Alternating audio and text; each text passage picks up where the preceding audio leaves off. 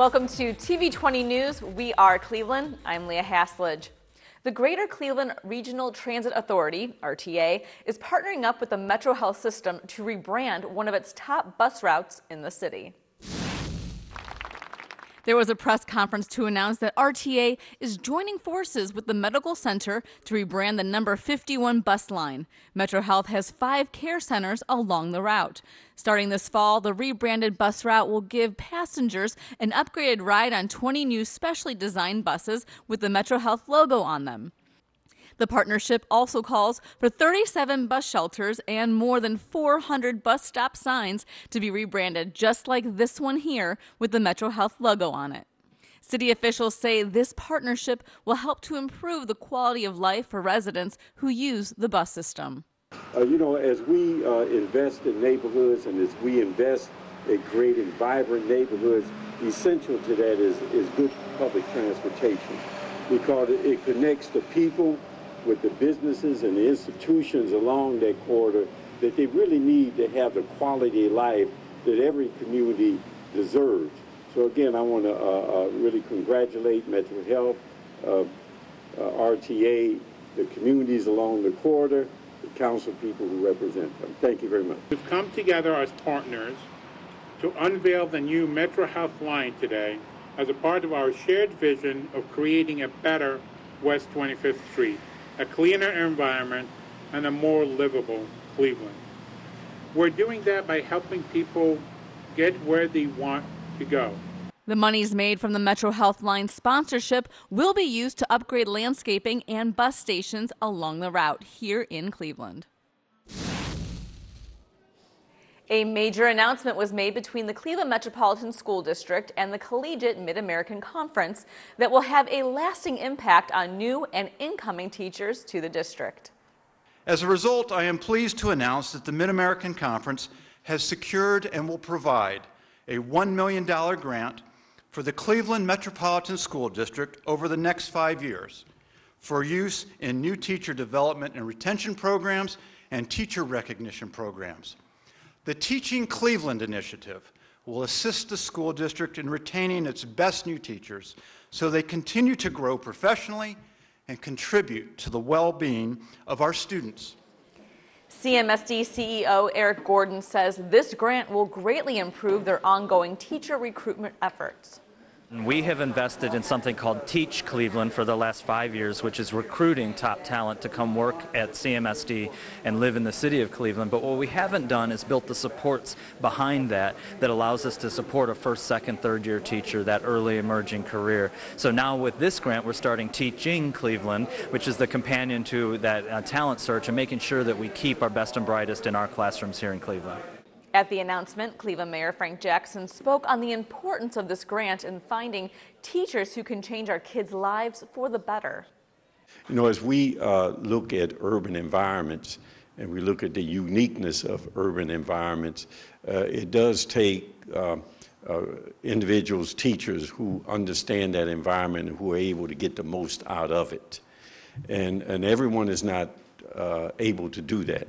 So as part of this recruitment effort and the retention effort, I imagine there will be a component that will look at how do we use certain tools or techniques to get the most out of our children who are urban children.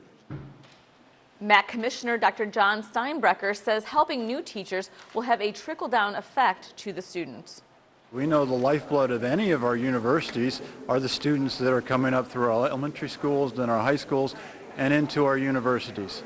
The better prepared they are, the better we all are. And that's really the focus. It's about helping educate our students. And Cleveland will be a better place if we have a stronger teacher workforce and if we have a stronger set of students coming out and into the workplace.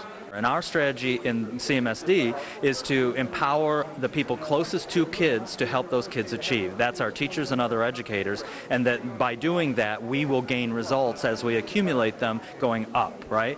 The MAC is doing a very similar strategy. They could have made a grant to their own institutions, but instead have put these dollars into the institution that is likely to send students to become MAC members. And so I think it's a really smart, forward-thinking strategy of the Mid-American Conference, president of the foundation, and of Commissioner Steinbrecher in the work he's leading. CMSD teacher Ragad Batebet says this grant addresses the need for mentors for new teachers. First teaching year is very difficult and very stressful, and when being guided with a mentor, it removes some of that stress, and I don't feel that I'm by myself all the way to the end. So it is nice to have, and it is important to have a mentor teacher first year. For more information on the Cleveland Metropolitan School District or to see what positions they have available for new teachers, visit their website at clevelandmetroschools.org. Well, along with the announcement from the MAC, the Cleveland Metropolitan School District had more great news for the community as they officially dedicated the new building for Campus International School, located on the campus of Cleveland State University.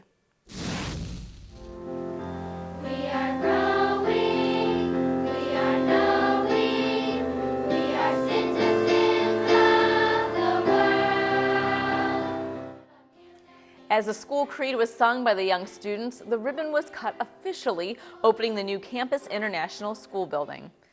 3, 2, 1, cut.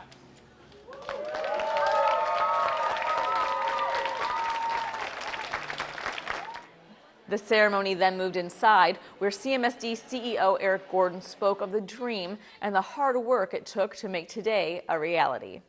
This space that you're in, and I hope you'll stay to take the tours and see it, is the outcome of the dreaming of the children in this school over the past 8 years. So we could not have built this space 8 years ago because we didn't know what it was supposed to be. We do now, and it really is, with Ms. Beer's leadership, with Dr. Abate and so many other people, the outcome and the exhibit of the dreams of the children that attend this school. So congratulations, everyone. Let's celebrate a beautiful, beautiful facility and a beautiful day. Campus International School does indeed reside on the campus of Cleveland State University, and the reason is because of an idea by CSU President Dr. Ronald Berkman. Well, my goal in bringing the school here was to create an educational park, to create a continuum from kindergarten through postgraduate, and to put them all on the same space, in the same biosphere, and to, through that, create linkages that are otherwise difficult to do. Mayor Frank Jackson congratulated the district and CSU on the beautiful new school and spoke of the immense collaboration it took to develop it. And what it meant was a lot of people had to do a lot of things unconventional to them. But everybody stepped in. Everybody contributed to the success of this. Just the smallest person in the smallest position up to the ones who would get to stand here. Campus International Principal Julie Beers couldn't help but brag about the school and her students. I think that we have the most amazing teachers. I'm a strong believer that what makes a great school is a great teacher in every classroom, and we've achieved that goal with an outstanding teacher in every classroom.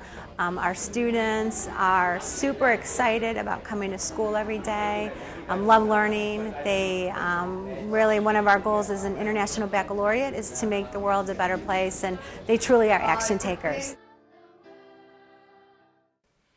For more information on Campus International School, visit their website at clevelandmetroschools.org/CIS. Well, a new building on Cleveland's west side is bringing some much-needed affordable housing to the area. The Lofts at Lion Mills on West 25th Street is now open. The historic Lion Knitting Mill, which produced knitted goods for the military, has been transformed into an apartment building with 36 units with affordable rents. The project is located near the Metro Health Medical Center, one of the city's biggest employers, and so far several apartments have been rented to people working there. The apartments are available to renters earning 30 to 60% of the area's median income. Rents will range from $275 to $625.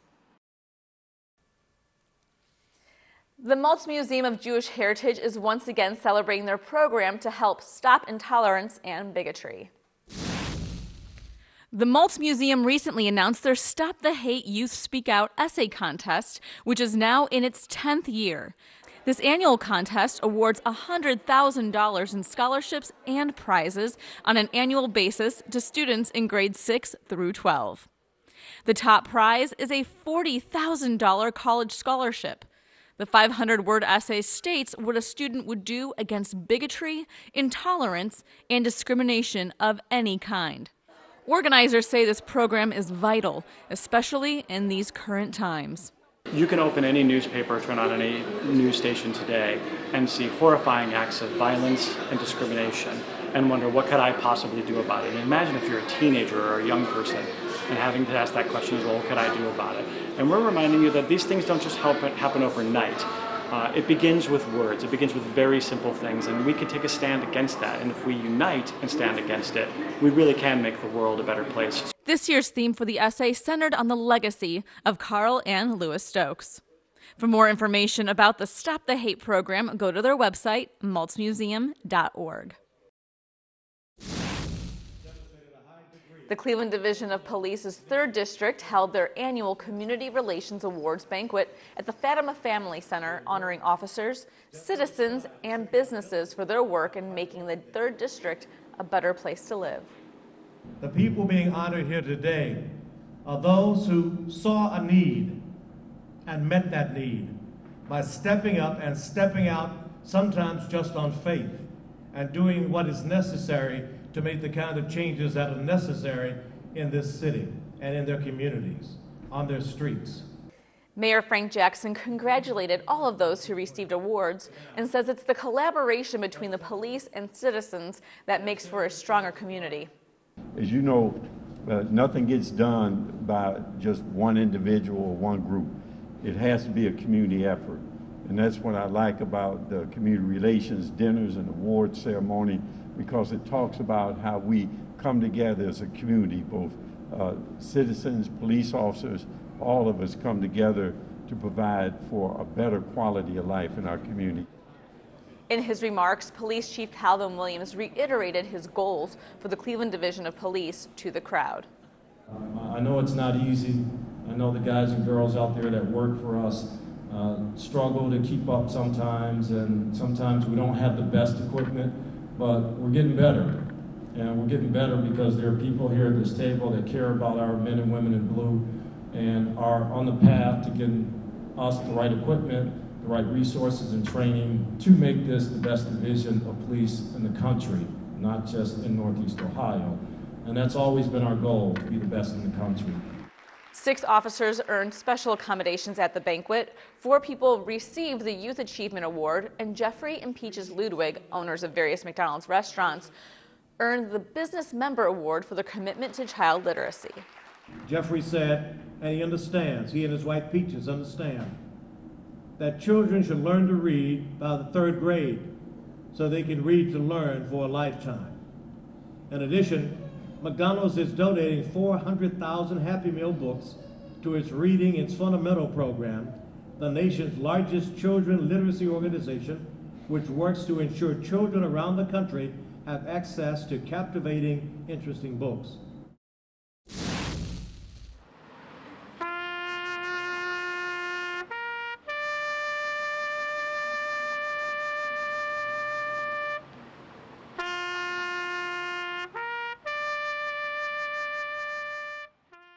In a somber ceremony held in front of the 4th District Police Headquarters, the Fallen Officers Memorial was rededicated as the names of those officers who lost their lives in the line of duty was placed on the monument.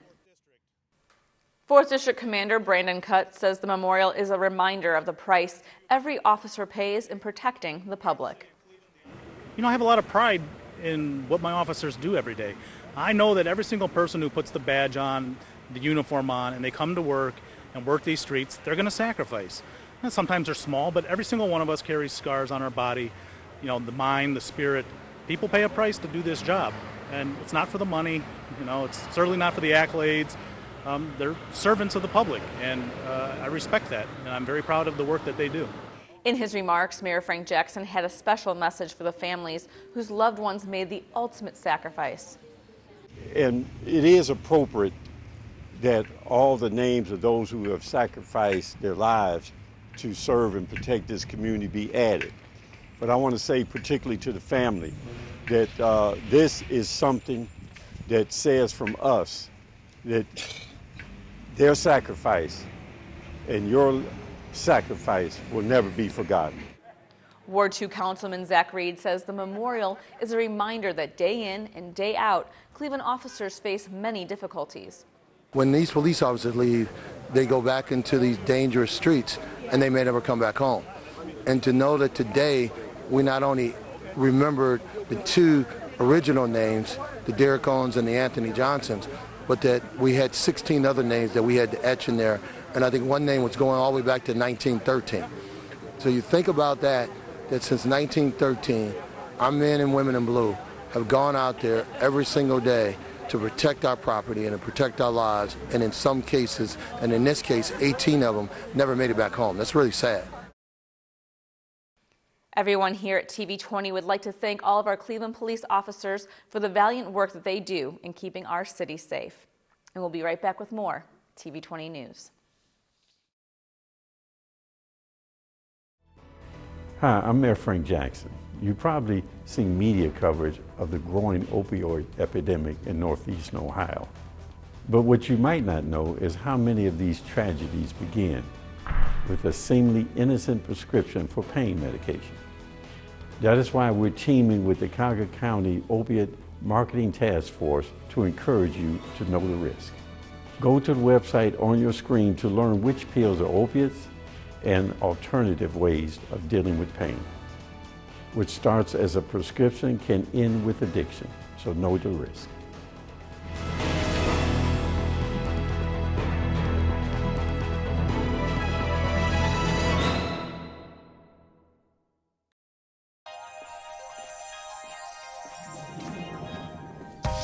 Sit with me, imagine what you'd see if every child had a book to read. 'Cause every kid across the nation deserves a book to read, and we can make it happen right now.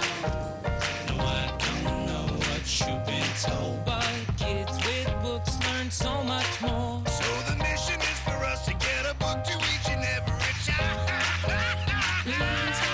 So let's join hands, book people unite, unearth hidden passion. To motivate some magic, to change the writing on the wall, writing on the wall, and make a difference. One book can inspire a child. One book can be the first thing that helps to change a life. Read to a child today and spark a lifetime of ambition. Welcome back to TV20 News. The sights and sounds of Hispanic culture were alive on Cleveland's west side as the city held a fiesta for Hispanic Heritage Month.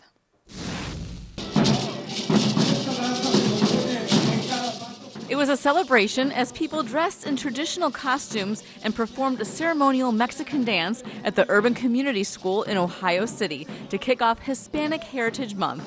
Hispanic Heritage Month is a national recognition of the histories, culture, contributions, and heritage of Hispanic Americans.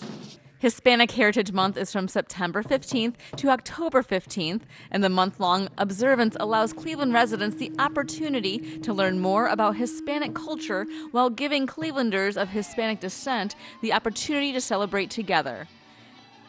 Mayor Frank Jackson says Cleveland is built on an array of cultures, which makes this city unique. Diversity is key because it helps us to make the right decision. And among the Hispanic, within the Hispanic community, you also have diversity. So not only is this Independence Day of Mexico, it is also the beginning of the Hispanic Heritage Month. Mayor Jackson also gave a proclamation to the members of the community celebrating Hispanic Heritage Month in the city of Cleveland.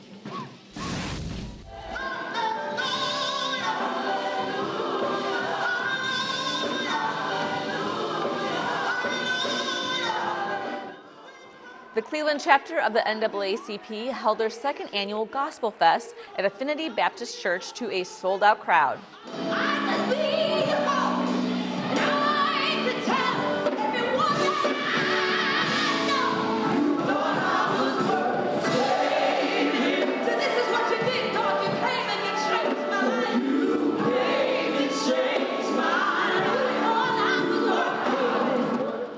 crowds danced, sang, and gave praise as the artists filled the church with their uplifting sounds.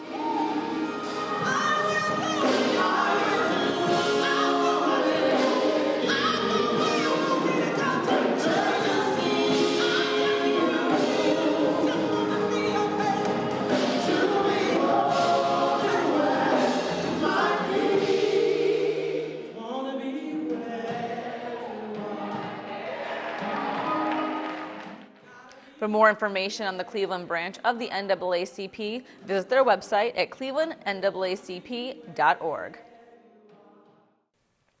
Well, the next time you go to the West Side Market, you'll have some new places to visit. So who are these new vendors who set up shop? Well, we sent TV20 reporter Dan Monroe off to the market to find out. For generations, the West Side Market has been an iconic fixture in the city of Cleveland. And if you've never had a reason to visit this gem, allow me to change your mind. The market has added several new vendors, bringing its capacity to 94% occupied. For the person with a sweet tooth, may I suggest visiting the Piccadilly Creamery. They make their frozen yogurt with liquid nitrogen. With an awesome selection of toppings, your froyo will be the best ever.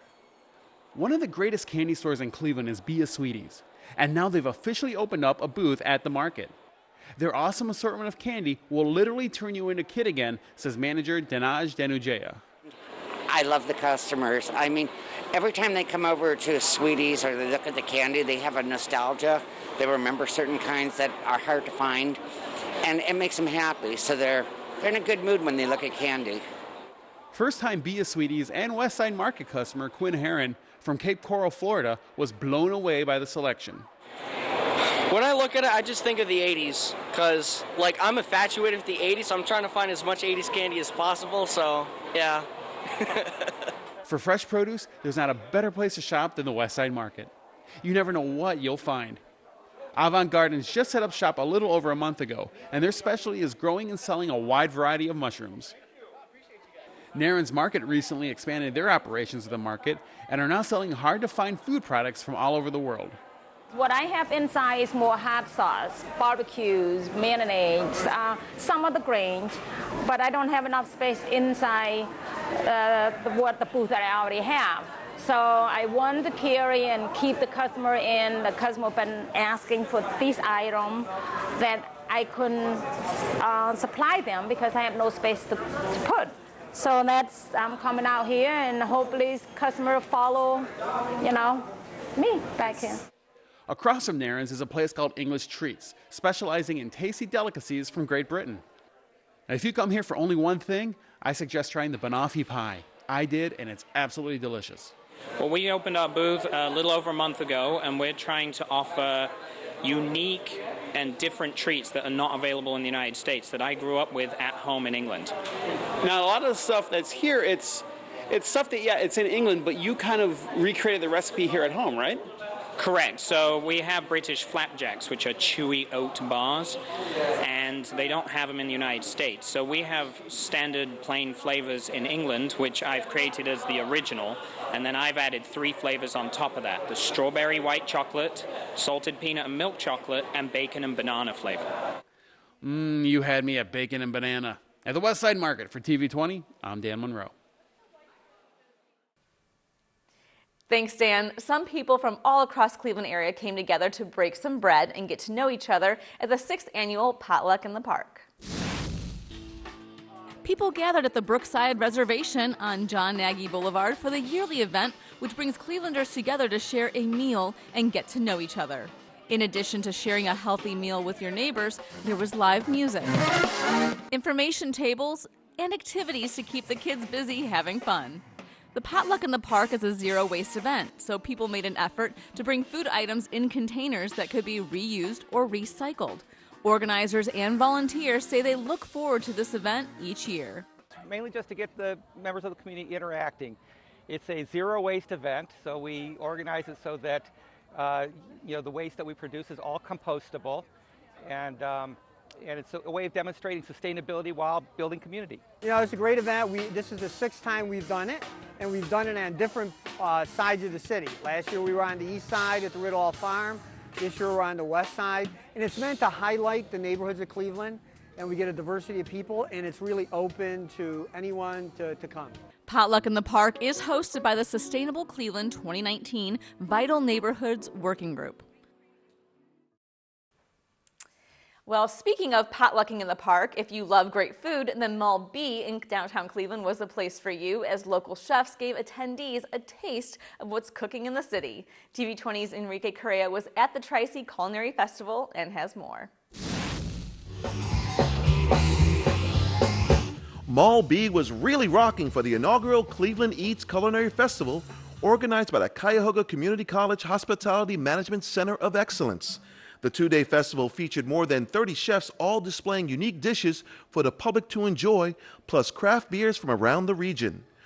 Organizers say the event gives local chefs a chance to show off their skills while giving culinary students an opportunity to hone their cooking skills while working with other professional chefs.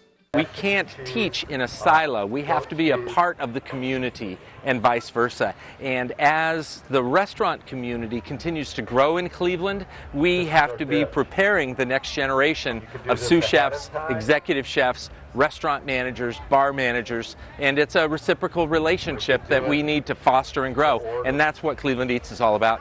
The chefs wanted to give the public just a taste of the food scene that is heating up here in Northeast Ohio. We're doing a roasted pork mofongo for today, kind of a Puerto Rican kind of tradition. We brought pilons with us. We got hot sauce for just $5. So can't go wrong with a mini mofongo.